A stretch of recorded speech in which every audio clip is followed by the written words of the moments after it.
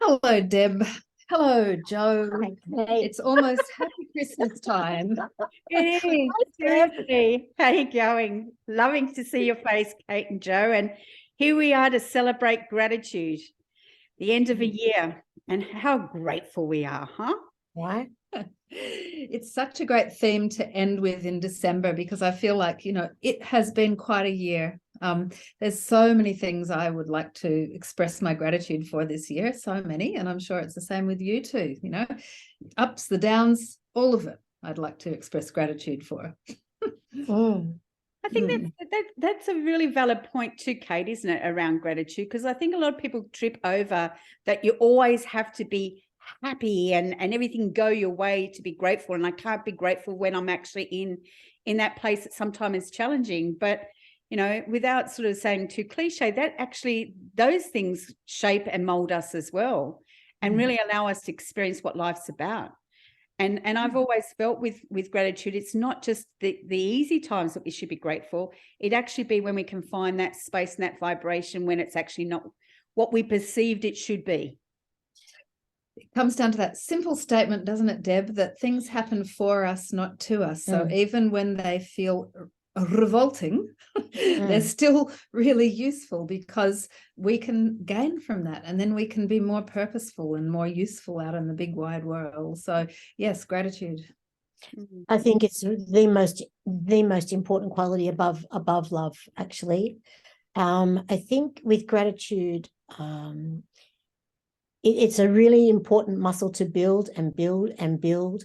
And we think we need money, and without it, we tend to be judgy around ourselves and others for whatever reason. But it's never really about money. It's really about what we need to pay bills with.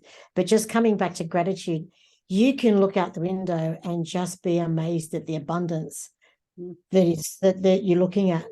And that is something that money can't buy and love can't buy, and that's not about love, that's about gratitude.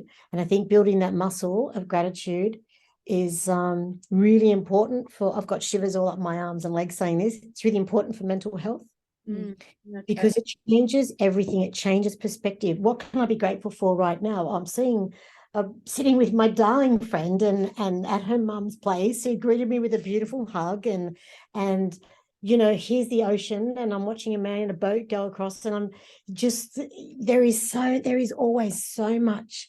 And when you practice and build that muscle, and I remember Oprah saying this a long time ago, the time when you need gratitude the most is when you're not feeling it. But if you build that muscle on a daily basis, when you need it, it's easy to access. It's easy to access that gratitude, and that can really help fill us up to deal with what we need, what comes our way. I think also, gratitude is an emotion that, as you say, you build up in the moment, because it is actually almost impossible when you're actually here in this moment to look around and not give thanks for all that we have, all that we have. The simplest little things. I mean, there's my key ring. That means that I have a car. Whoa, who would have thought 200 years ago that we would have cars?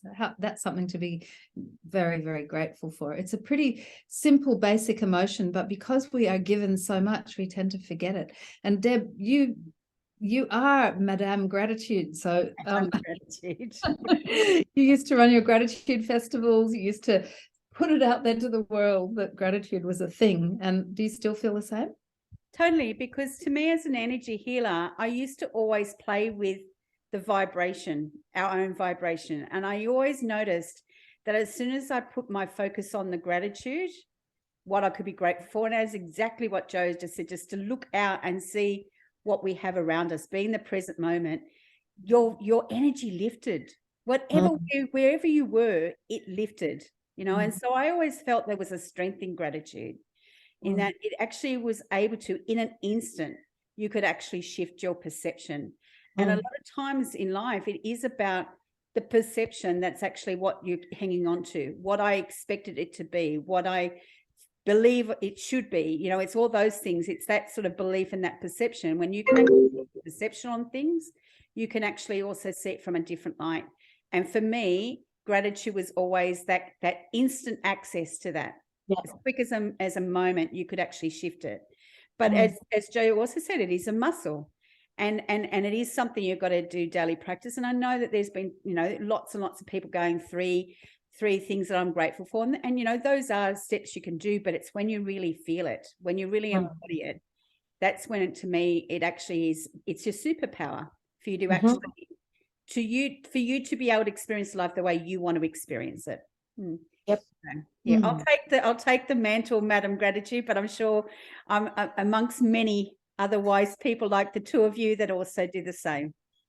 It's important. It's important, and it's a daily thing. It's so daily, because we think about what we want, and really, if you keep bringing it back to what do I actually need that everybody else needs is shelter and water, and then food, and then good friends.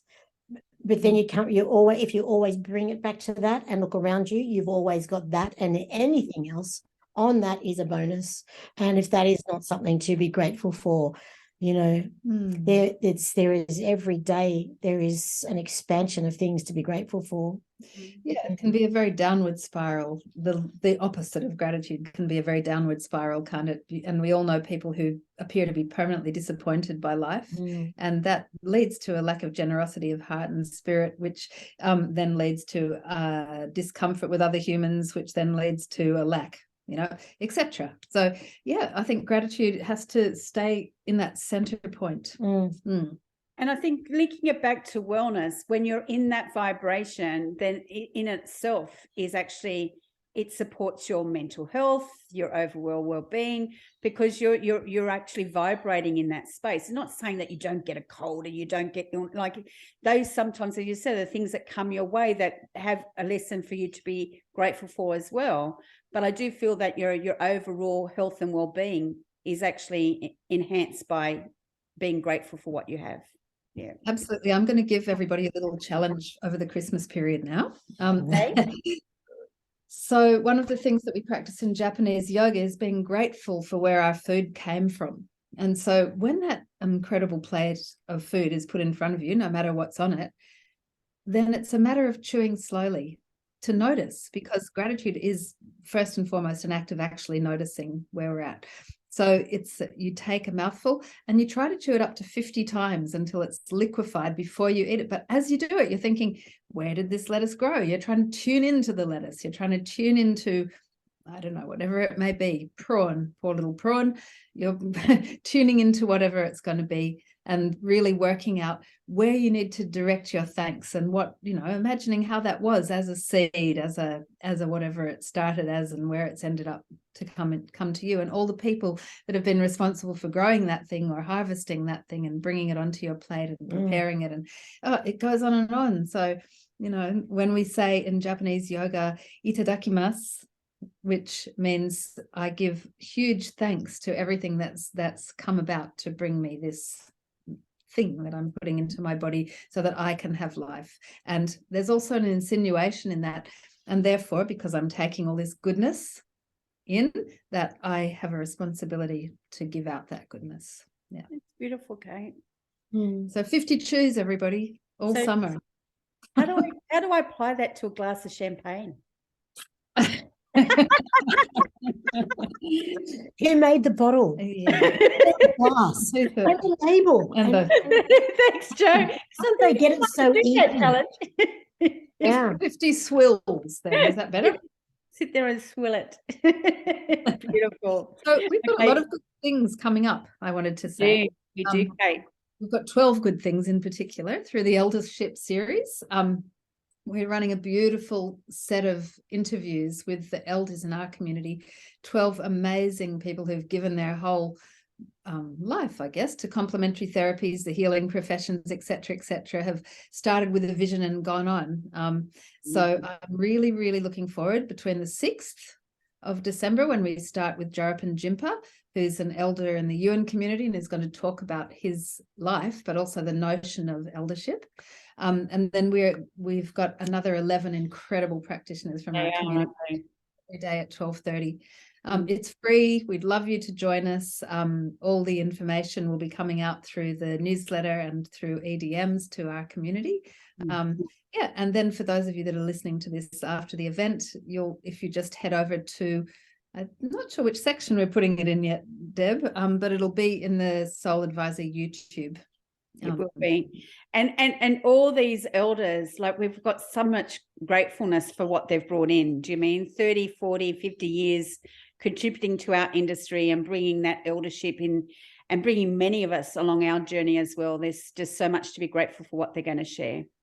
And I had asked, which is odd that you'd be here now, but I had asked Jo to come in and just have a little tribute to her granny, who's passed away at 105 in the last week or two.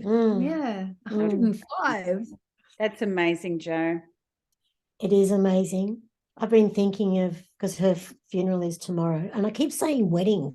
When I talk about it, I go, oh yeah, Nan's wedding's on Friday. I mean, funeral's on Friday. So I find it really weird to say funeral, because I know that if there is an afterlife, she would be so happy and celebrating, you know. But I remember when I was a kid, I used to write her letters, and I used to put stars and draw little flowers and things on the envelope all the time when I sent her a letter. And so the mailman would come, because Nan would wait out the front, because this was a weekly occurrence. We'd write to each other. The mailman would, you know, come, and Nan would be going, have you got me? And then he goes, yeah, it's your granddaughter again. I love it when she writes you letters, because I get to enjoy it too, you know.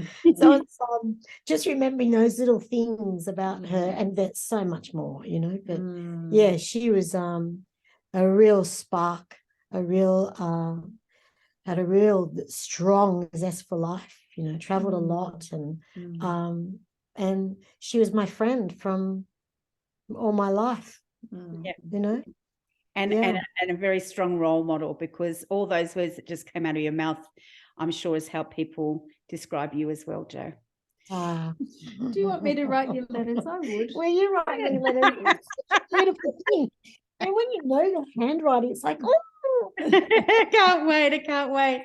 So we've got the eldership program, we've got the Anchor Grace update. So Kate and I had that amazing trip in Cambodia, and we're so excited to share what is next and around the corner. So there'll be things that will drop into people's inboxes about that. There'll be some focus groups with our practitioner community to get a sense of what's next around the corner for SoulAdvisor. But it was an amazing week away, wasn't it, Kate? Oh my Lord, you know, it feels like all the things that we've been doing practice runs on in SoulAdvisor since we begun over here are just about to take a world stage over there in Siem Reap. It's a beautiful town. There's 1,000 temples in the one town. So as soon as you go there, kaboom, your whole vibration just changes. And on top of that, we're making it into a hub for all the best complementary and traditional health therapists around the world to come together, share what they've got to offer. There's an incredible lineup of therapists starting to develop that will be providing services there. And it's beautiful, isn't it, Deb? What a premise. Absolutely. Anchor Grace itself is an amazing resort. And the facilities, the space where you'd stay, but then the actual wellness component that Elaine is creating is going to be the largest in the southeast of Asia. So it's across many, many levels: well-being, integrative health, yoga, physical fitness. There's, you know, amazing cafes. All these things have been created, but I still can't get out of my mind, Kate, waking up in the morning just before sun rising, taking the tuk-tuk to Angkor Wat, and actually experiencing the water blessing. Now, yeah, we're still good luck, long time.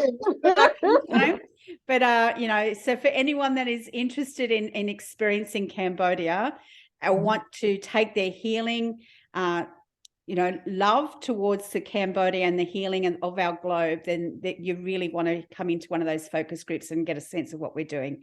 It's really, really exciting times. Absolutely. And grace and gratitude. Anchor grace and gratitude for this month. So, you know, from that perspective, Kate, I'm not quite sure. Is there anything else before we do over and out? No, I think that short and sharp is good at this time of year, Deb. There's a lot on for everybody, and all our blessings and gratitude for being with us this year, everyone. And next year we'll move from strength to strength and grow this community even better. even better. And a better good luck long time. Yes. And we just need to let everyone know 22nd of December is when we close shop at SoulAdvisor. So we're going to take a break as well and be back on the 9th of January. So lots of love to you both. Lots to everyone. Lots of love to everyone that's listening to us. Merry to our Christmas, community. everyone. Merry Christmas, everyone. Have a beautiful time. And lots of gratitude. So look forward to next week when we have our elders with us, Kate. Yeah, beautiful. See you then. Kate. See you later. Bye. Bye, everyone.